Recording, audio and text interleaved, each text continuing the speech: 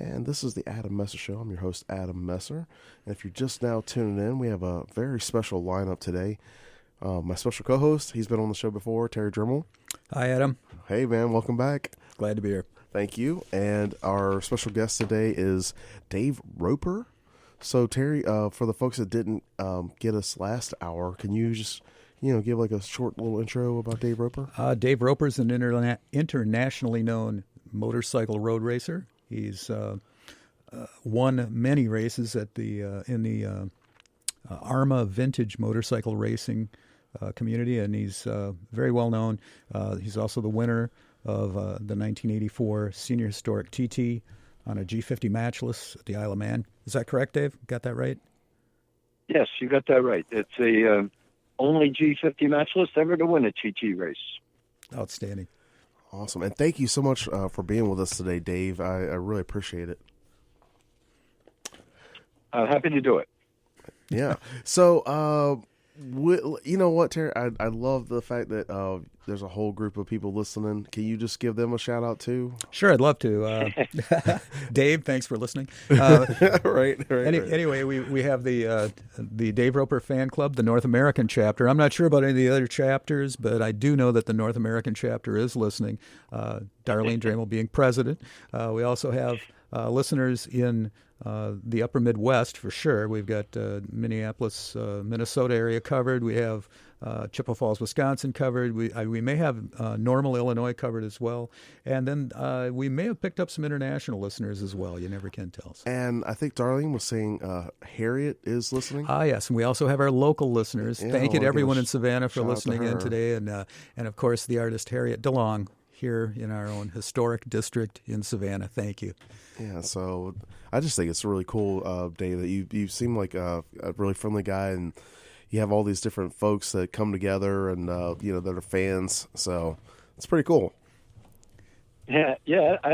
It baffles me to some extent, but and Terry and Darlene are fanatics. There's no question about it.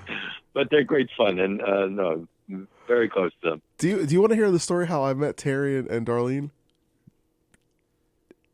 How I met them? No, do you want to hear the story how I met them, and then I want to hear yours? Oh yes, sure, I'd love to. Yeah. Okay, so like I said, I've got this little radio show here in Savannah, and I was at the local bookstore, and we went to Grayface Records, which is a little record store, and I go in there, and there's this comic book on the counter, and it was like Steve Range Comics, and I was like, wow, what is this? So I pick it up and I look at it, and it kind of reminded me of like Mad Magazine, and so I was like, man, I got to talk to this guy. So I messaged Terry.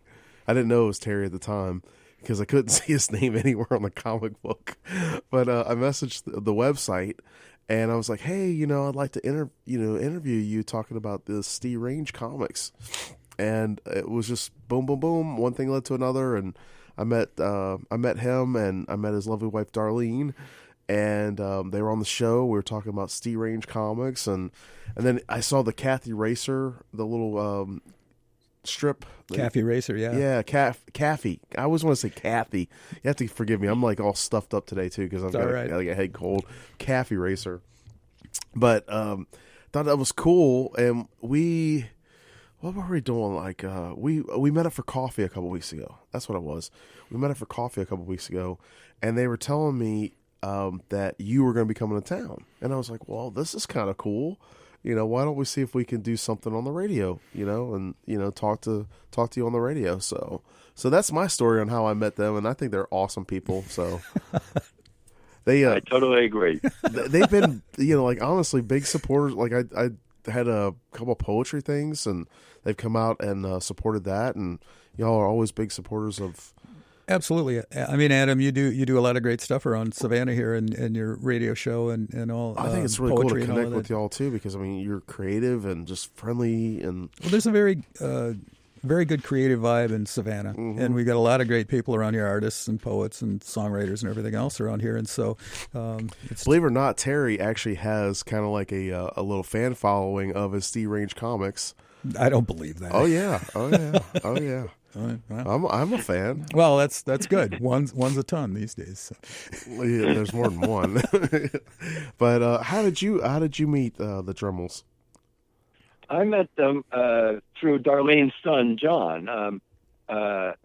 He was living in New York at the time, and was sort of in a motorcycle collective.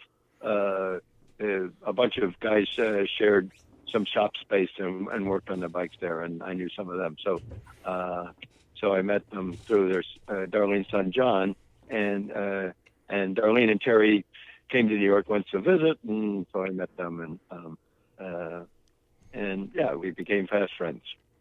The rest, as they say, is history, right? I think it's cool. I love Terry. Would you tell the story about the VHS tape?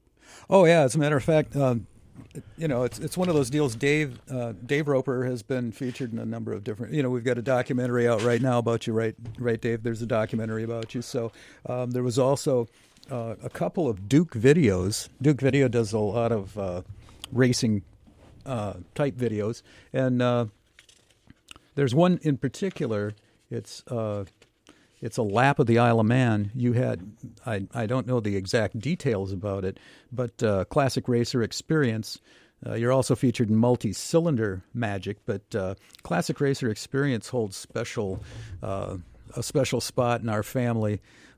We used to babysit our grandkids a lot when we lived in Wisconsin, and so they'd come over and we'd put on the Thomas the Train, and we'd put on Bob the Builder, and then one day I accidentally slipped in Thinking Classic it was Racer. Train, right? Yeah, I don't know. It was one of those kind of things. The kids were into motorcycles and snowmobiles and stuff, but they're like 4 years old, so and so we put on Classic Racer Experience. And that was it. We never had to put on another videotape after that. Every time they'd come over, we want to watch Dave Roper. We want to watch him race, and it was like, so you became a babysitter for our grandkids for a long time when they were younger. Oh yeah, they'd all be sitting on the couch, leaning one direction, then leaning the other direction. I love that part where you're like, the kids are like, as the race is going around, they're leaning and they're he's going to pass that guy again. It was like, it's quite a burden being a role model to the children of America. Well, of course, Oh my gosh, that's so funny.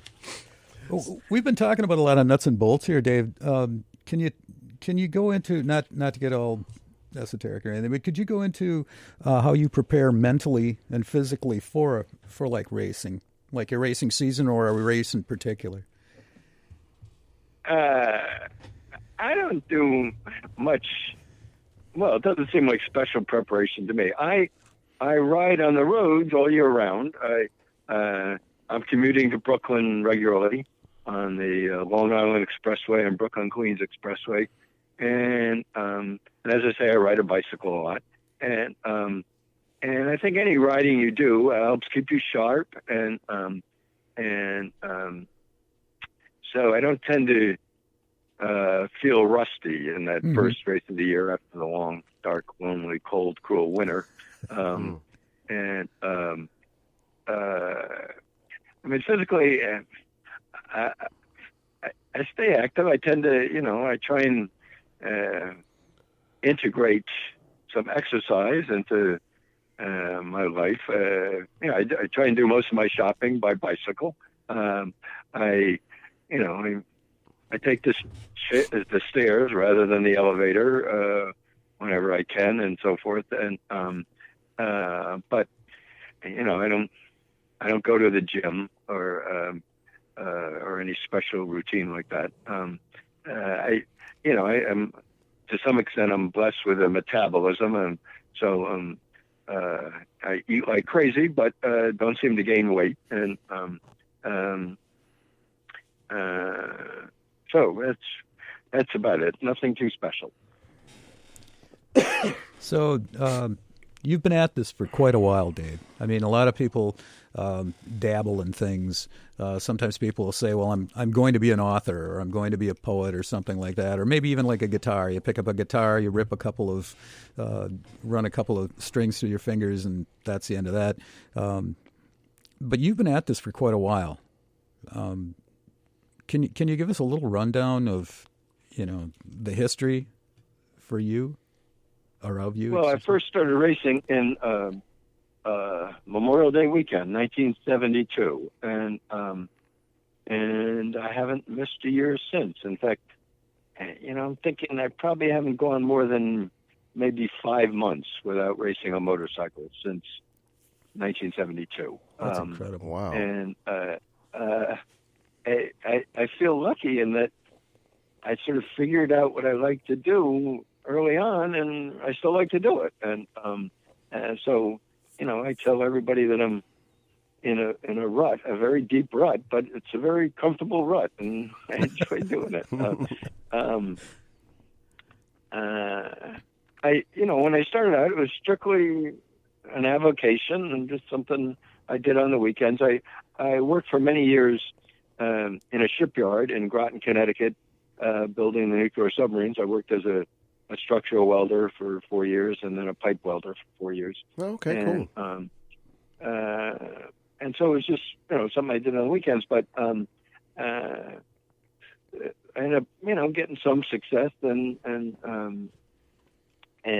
hooked up with Team Obsolete, and which basically Rob Iannucci started this team, and he's obsessive about these old British bikes, and he asked me to ride one on one occasion, and I did well on it, and he enjoyed me seeing me go fast in his bikes, and so this was before there was really any special vintage or classic racing in this country, and we were racing the old bikes against the modern bikes, and sometimes surprising a lot of people, and maybe rubbing their nose in it a little bit with the moniker Team Obsolete,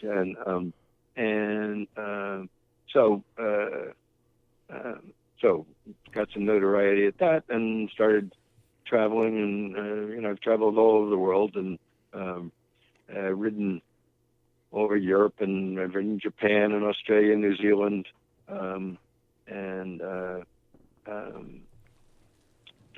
so I became somewhat of a big fish in a very small pond.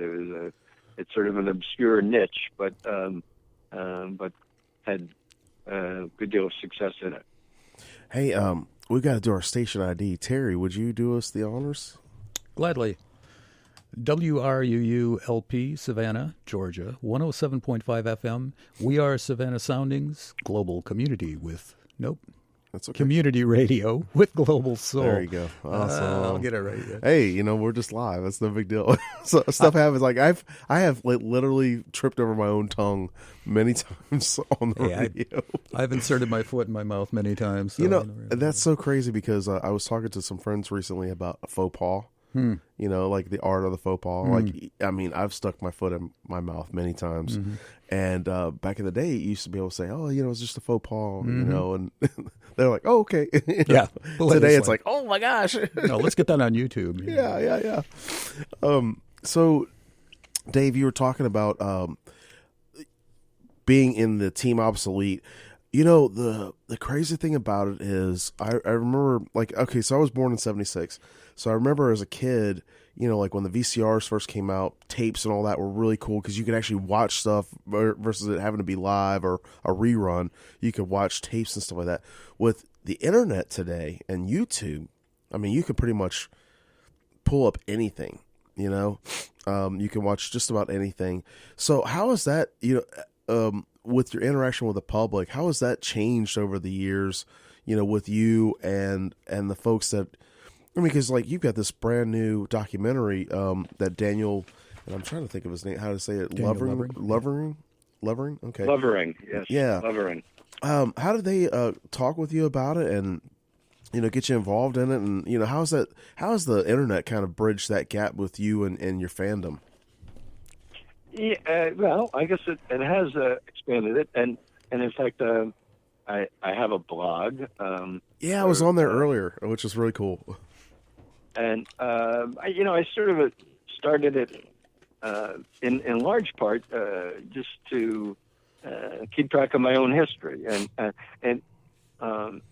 on the blog, actually, I profiled a couple of racers I know, and at some point realized, I may have a better record of their history than my own, and so Right. and so I try and write a little report of every race I go to, largely just for me. But with the internet, it goes worldwide, and seems that some people enjoy it all over the world, and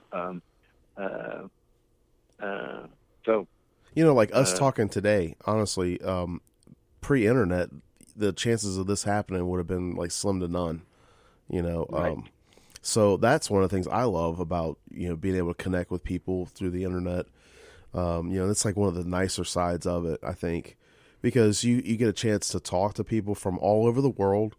You get a chance to connect with them about stuff that you kind of geek out about, and like honestly, I love that show, Top Gear, and so I like that kind of stuff, but I never really got into motorcycle racing. But now I'm like, oh, this is kind of cool. Let me check it out. Thanks to thanks to Terry and Darlene, and now talking with you, I'm like, oh, this is kind of neat. I need to. Well, and it was that whole thing too of after hearing way back when about your win in 1984, I had no contact with anything with the Isle of Man for a long, long time. The internet brought that around. I mean, Manx Radio is broadcast on the internet, so that's really, really changed the way people look at all of this stuff as far as gathering information and that sort of thing too. So I think it kind of ties back into earlier when you were, or last hour when you were talking about Dave, where someone might come up to you and they act like they're your best friend because they might be kind of a fan, and they think that they know you, but personally it's different, right? So yes, that's true. How has that kind of changed things for you? Because I mean, back in the 70s, and 80s, 90s, I mean, like, even I would just like, let's say, like, until the last 20 years, even the last 10 years of social media, how has that kind of evolved for you over the years? Because back in the day it would have been like news stations or TV or maybe like a radio station or whatever, to today you're talking, we're sending this out, it's on the internet, so it's going all wherever, right. Yeah, well, 20 years ago, there still were articles in sort of specialist print media, in the motorcycle magazines, or occasionally on the sports page of the local newspaper or something like that. Right. But now it is more widely disseminated. I don't think it's changed my life too much. I hope it hasn't changed me. Oh no, you seem like a really down to earth kind of guy. I appreciate that. Well, yeah, I mean, I try and keep it in perspective. It's just a game I do, and I happen to be pretty good at this game. And there's always somebody better, but it's winning a race doesn't make me a better person. It just I just happen to win a race, and so. I try and stay grounded and not have it swell my head. Well, what do you say to your fans out there listening about because obviously you got the blog, and I actually was reading it, and I took one of the pictures off of it to share that you were going to be on the radio today, and I gave photo credits to I think it was Quartz is the last name. So Zach Quartz. Yeah, I gave photo credits for him, but what do you say to your fans out there that are listening that maybe they've got like a little fanzine or something like that, and they're like, oh, what do you have to say for those folks? Well, and yes, and I have been interviewed with by other people who have an online magazine or a blog of their own, and so I'm all for that.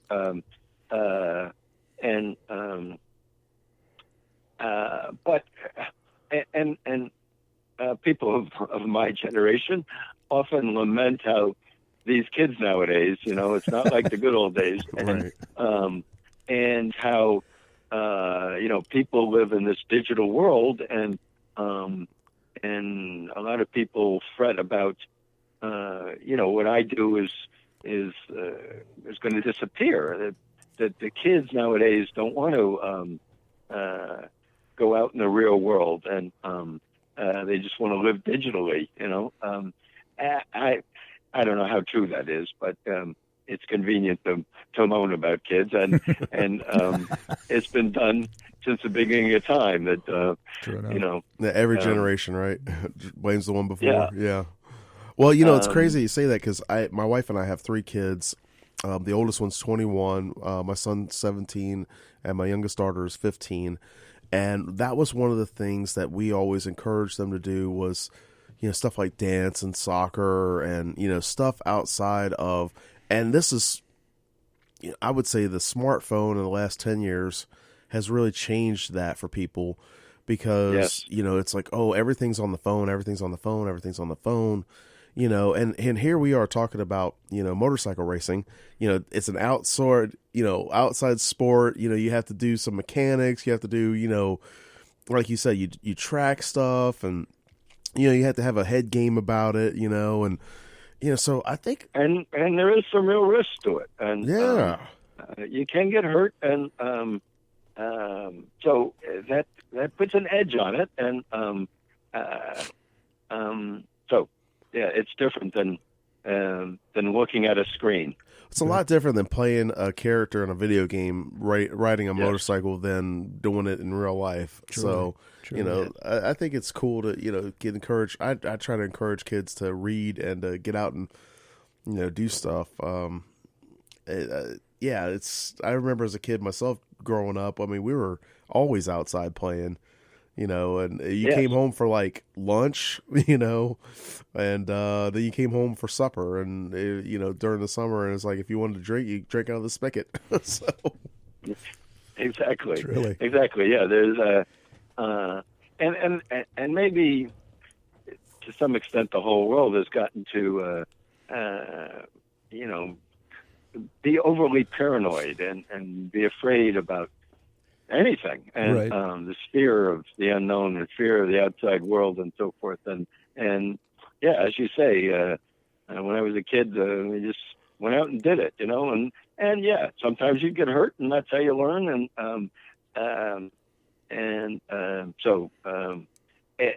that's part of the appeal of the Isle of Man. And they sort of push back against the notion of what they call the nanny state, the government trying to protect you from yourself, and the racing there at the Isle of Man is very dangerous, and people do die, but no one is holding a gun to their head asking them to do it. People, and it is sort of ironic that when you never feel more alive than when you're risking your life. It is sort of an odd irony, so some people put a death wish aspect to it, or a thrill seeker, and I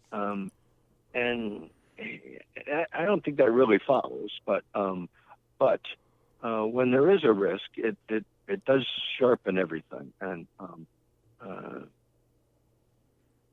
yeah. So Dave, I mean, you've been at this for quite a while. Many years. This is, like you said, you're in this rut. What keeps you going? I mean, do you have a personal hero, some form of inspiration, some mantra, some driving force? Say heroes, for example. I often make the analogy to the dog that chases the car. Why does a dog chase the car? Right. There's no hope of stopping the car or catching it. But they like to chase things, and I like to chase things. And, nice. I don't know. It's something in my makeup, I guess. Whether that's nature or nurture, who knows? Right. But I like to chase things, and I mean, a part of it, and a big part of it, is just the social aspect. I travel around the country and even the world to an extent, and you bump into people you don't see every day, and friends from who you've shared this intense experience with, and so there's definitely the social aspect to it, and while I live alone. On the other hand, I'm quite a social animal, and I love people, and I love the variety of people, but I love being alone and being the solitude and the peace of being alone too. So it's a matter of getting that balance right, and Sure. That's part of what keeps me going, I guess. That's awesome. And maybe Dave. it's just inertia and a habit. You know? Yeah. Hey, we've got to do our half-hour break, mid-hour break or whatever.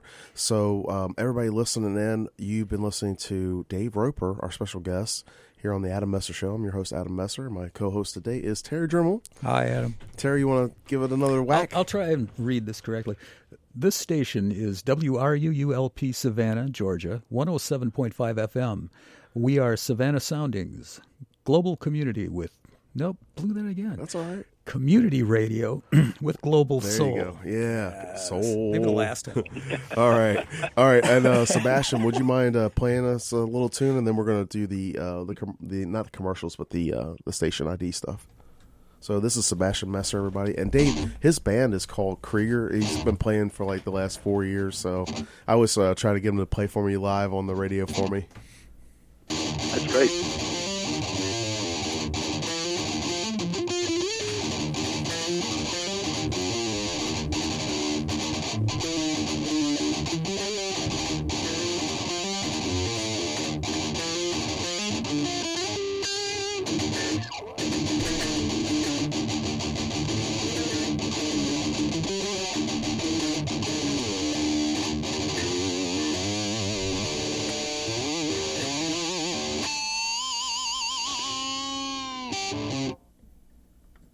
This portion of WRUU Savannah Sounding programming is brought to you by listeners in the 2020 Savannah Music Festival, presenting Americana artists Jason Isbell and the 400 Unit, Mandolin Orange, Balsam Range and Third Time Out, Sarah Ja Rose and Madison Cunningham, Leo Kotke, Amethyst Kia, Bruce Hornsby and the Noisemakers, and more. Information at savannahmusicfestival.org. On March 10, 2017, WRUU-LP was granted a license by the Federal Communications Commission to serve the public interest as a public trustee until April 1, 2020. Our license will expire on April 1, 2020. We filed an application for license renewal with the FCC on December 1, 2019. A copy of this application is available for inspection at the FCC website at fcc.gov. It contains information about the station's performance since the station's license was first granted on March 10, 2017. Individuals who wish to advise the FCC of facts related to our renewal application and to whether this station is operated in the public interest should file comments and petitions with the FCC by March 2, 2020. Further information concerning the FCC's broadcast license renewal process is available from the Federal Communication Commission, Washington, D.C., 20554, or at www.fcc.gov. All right, everybody, welcome back. This is the Adam Messer Show, and I'm your host, Adam Messer. My special co-host today is Terry Drehmel, and our special guest today is Dave Roper. I would like to say legendary motorcycle man. Is that a good title? Easily legendary, yes. But you're so humble, Dave, so thank you very much. I mean, like, you're so down to earth. And you're coming to Savannah next week. You're gonna be racing out there in Bloomingdale off of Robley Road. Robley Road? Right. Yeah. Roebling Road is the name of the circuit. Okay.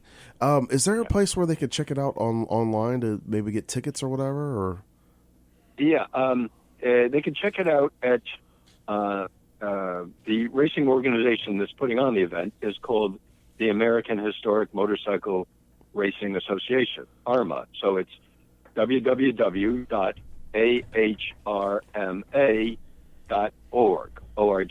and that'll have all the details about the directions and so forth. And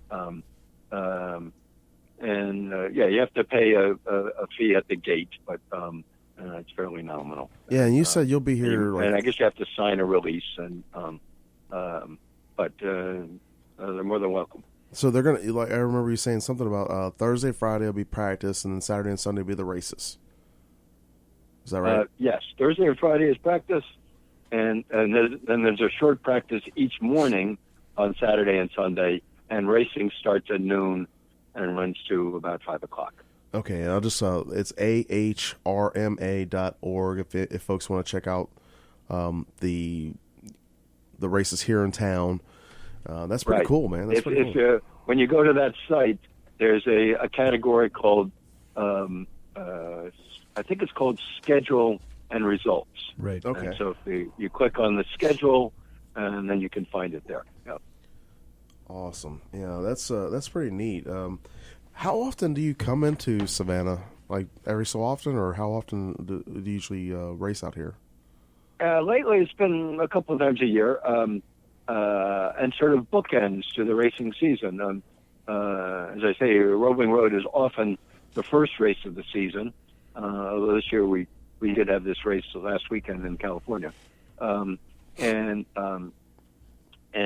I'll stay a few days after the races and just hang out with the friends I've grown to have in Savannah area, and then the last race of the season is in Birmingham, Alabama, and a huge event there at the Barber Motorsports Park,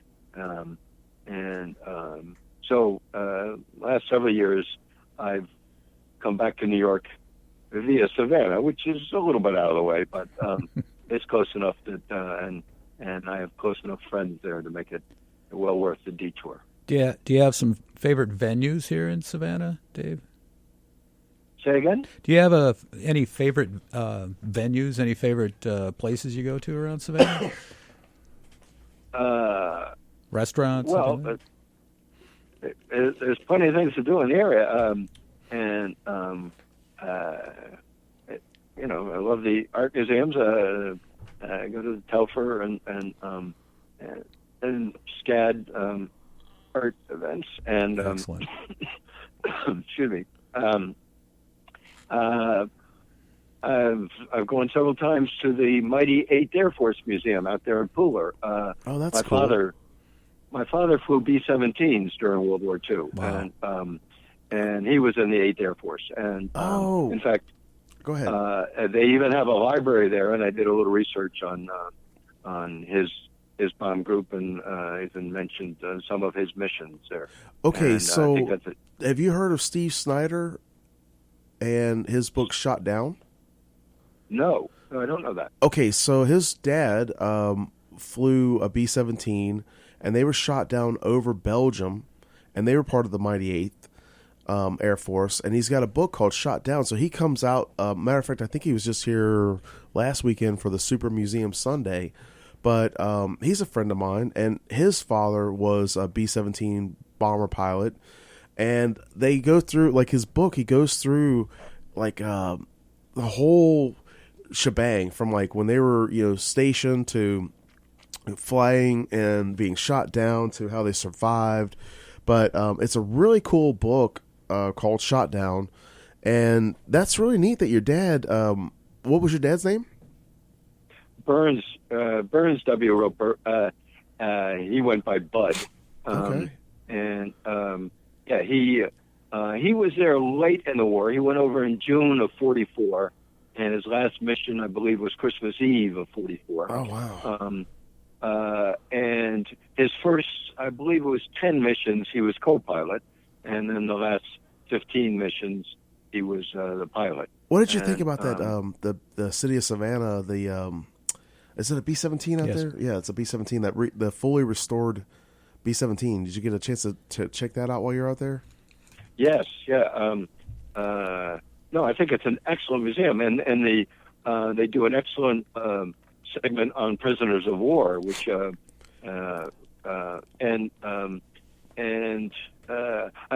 read a book that was written by the father of one of my motorcyclist friends, who was a fighter pilot in World War II. Oh wow! It's called Tumult in the Clouds, and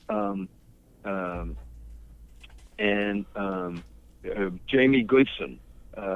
And so the last time I was at the museum, I noticed they had a section on the fighter pilots and the aces, and there he was. There was Jamie Goodson, and Wow. so I do I do have a lot of connection with that. But I've also been to the Railway Museum there in Savannah, which I think is excellent. The turntable and so forth, and there's a great maritime museum there, and I've been to the Prohibition Museum there, so plenty to do. And Savannah is just a beautiful city, and the old buildings, and I think they have a lot of little hidden gems here in Savannah that Surely. kind of stuff that you can hang out, and not just the tourist type stuff, but just a lot of neat little things. I moved here in '96, and I love it. I'm from Cincinnati originally, and I still love my hometown, but I do love Savannah, and it's pretty cool. Yes, I agree. So Dave, in your racing career here, who's the most I don't know, your most memorable character? That's usually I like to ask people that. That's a tough one. A lot of memorable characters. Actually, one of the most memorable characters will be coming this weekend to race down there. Dick Miles, and the inimitable Dick Miles, I call him. And but I've also been lucky enough to race with former world champions and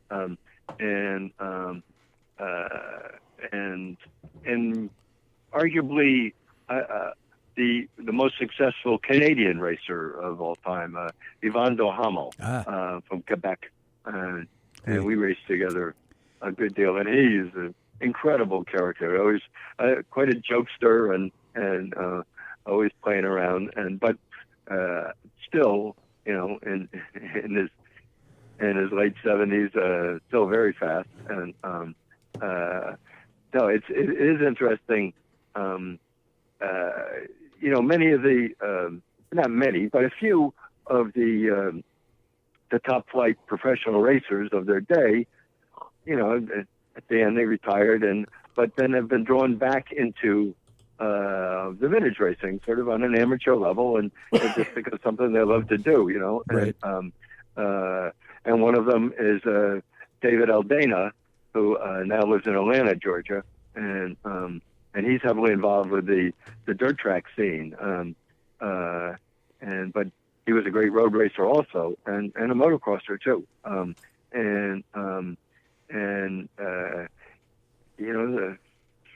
Some people they never lose that competitive drive, and racers talk about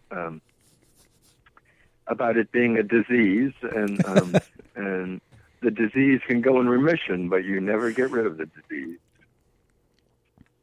I think that's true with anything you have passion about. It's kind of like just lingers in your mind if you quit doing it. Yeah. You just kind of, oh man, for example, I used to be into weightlifting when I was younger. I started weightlifting when I was about 15, and I quit when I was about 22. And I still do, like some dumbbell curls and stuff like that here and there, but right now I have no desire to run to the gym and, put that kind of time and effort into it.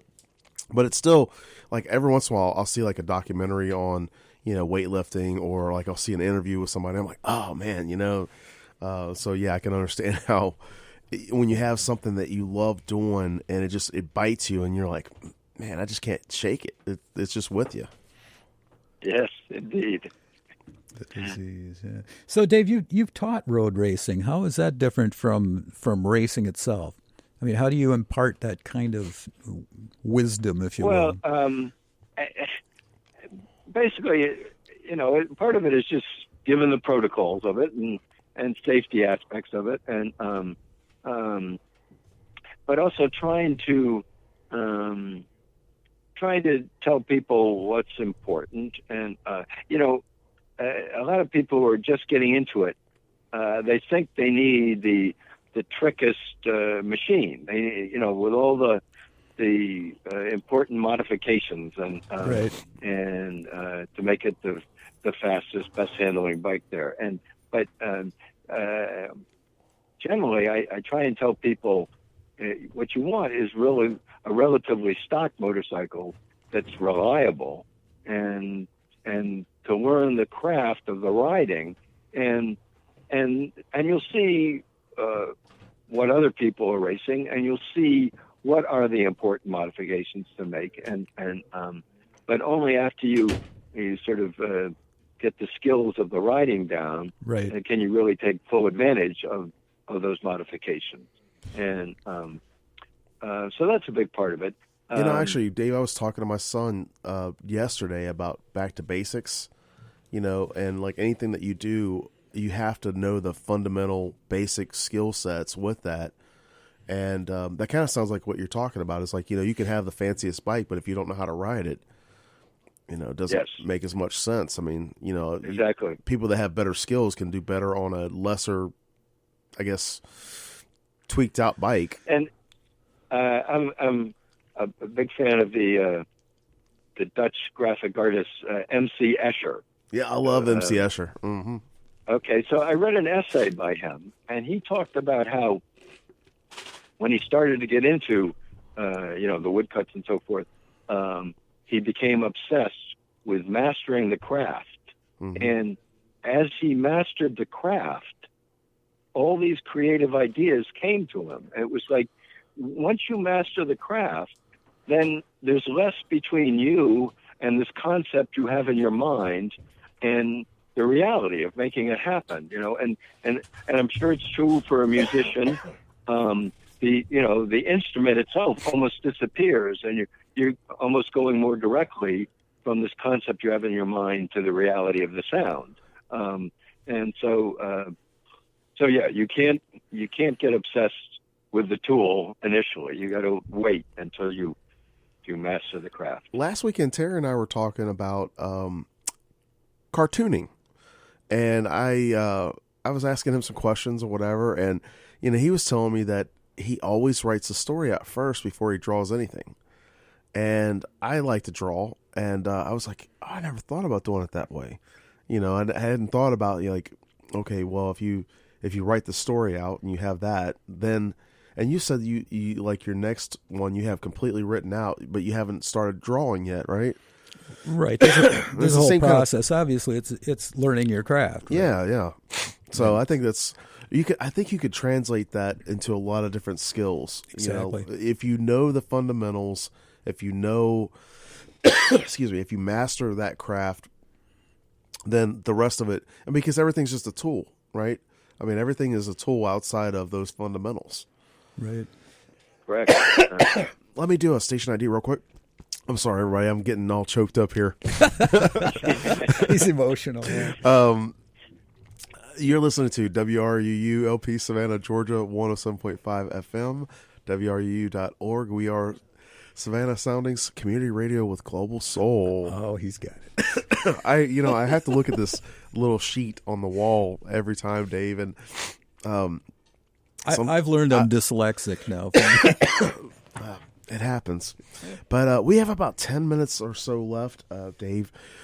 What, I appreciate you being on the show. What is something that, maybe, what's a question somebody's never asked you before that you're like, man, I wish somebody would have thought of, or something you want to share with people that they might not really think about with, with the motorcycle life?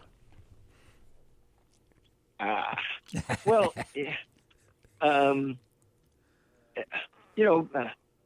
people think of it sort of an odd pursuit, and certainly my parents did. They thought I was a bit crazy.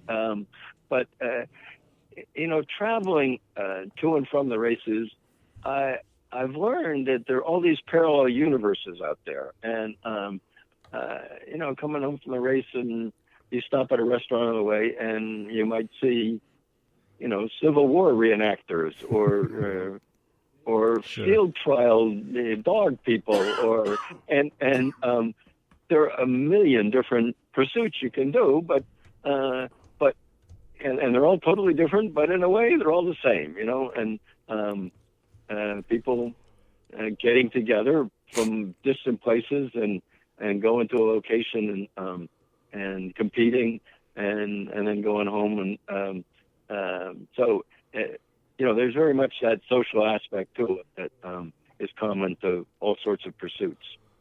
Surely. I think, when you're talking about that, one of the things people will say that they're liberal or conservative. I kind of like to look at myself as a humanist. And I think, when you look at the basics of what people are doing, you could apply that to a lot of things, writing, music, motorcycle, racing, it just boils down to me. I think it comes down to if you're a decent human being, you treat other people, with respect and courtesy, and you do your thing, and you try to do it to the best that you can do it without kind of saying, hey, there's always a healthy level of competition, right? But that's not what gets the win. I think how you separate yourself from other people is by being true to yourself and just sticking with it. So that's just something I think is really cool when you're talking about you might see somebody doing a Civil War reenactment or whatever, and they're doing their own thing. I think that's what makes the world go round. Yeah, and I thought it was interesting and perhaps a little strange that I had the impression that your show is largely literary, and here people think motorcycle racing is maybe the antithesis of literary, but there is, as you point out, there is this commonality to it, and Terry and I were actually talking about that yesterday. Certainly, motorcycle racing is an art form almost. I mean, there is a certain dance that you're doing out on the track. Like you said, you're traveling at a great rate of speed, and you're thinking about a lot of things. But you're also, when you're watching, it's like, how can he get around that corner so smoothly? At that speed. Well, I like talking to creative people, and Terry and I were actually talking about that yesterday. It was one of the questions that he brought up, and I was like, you know what? I talk to authors and artists and entertainers, and you're actually the first person I've ever had on that was, a motorcycle racer, which is really cool to me because there's so many things out there that people have interest in.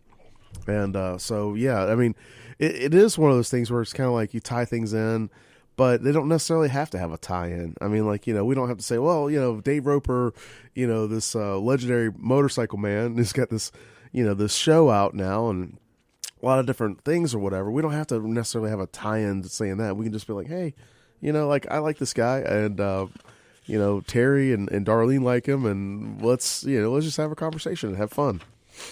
Indeed, yes, indeed, and you don't have to win to make the pursuit worthwhile. And there are people who are doing it year after year who never win, but there's always someone to dice with, and there's a satisfaction.